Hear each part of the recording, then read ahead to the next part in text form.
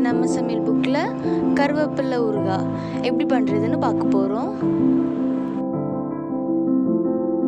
கருவேப்பிலை ஊறுகாய் பண்ணுறதுக்கு ஒரு பவுலில் 1 கப் கழுவின கருவேப்பிலை, 1 டேபிள் ஸ்பூன் இடித்த இஞ்சி, 1 டேபிள் ஸ்பூன் தனியா, 1 டேபிள் ஸ்பூன் மிளகு, 1 டேபிள் ஸ்பூன் சீரகம், 1 டீஸ்பூன் மஞ்சள் தூள், 2 டேபிள் ஸ்பூன் புளிச்ச தயிர் சேர்த்து எல்லாத்தையும் நல்லா மிக்ஸ் பண்ணி 30 நிமிஷத்துக்கு ஊற வச்சுருங்க.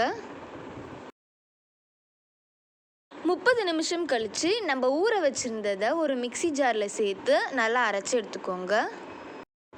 இதை அரைக்கும் போது இதோட 1 டேபிள் ஸ்பூன் புளிச்ச தயிர் சேர்த்து நல்லா அரைச்சி எடுத்துக்கோங்க.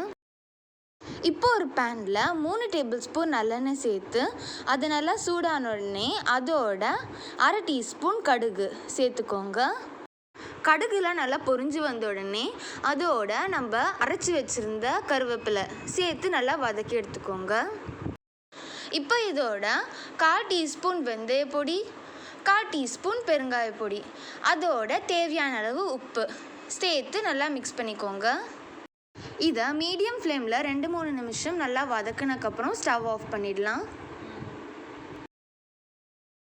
இது நல்லா கழுவி தொடச்ச க்ளீனான கண்ணாடி பாட்டிலில் போட்டு அதுக்கு மேலே 2 டேபிள் ஸ்பூன் நல்லெண்ணெய் சேர்த்தா நம்ம ஹெல்த்தியான கருவேப்பிலை ஊறுகாய் ரெடி. சாதத்தோட நெய் சேர்த்து நம்ம பண்ண ஊறுகாவையும் சேர்த்து சாப்பிட்டா ரொம்ப சூப்பராக இருக்கும். இது உங்கள் வீட்டில் ட்ரை பண்ணி பாருங்கள். இந்த சேனலை லைக் பண்ணுங்கள்.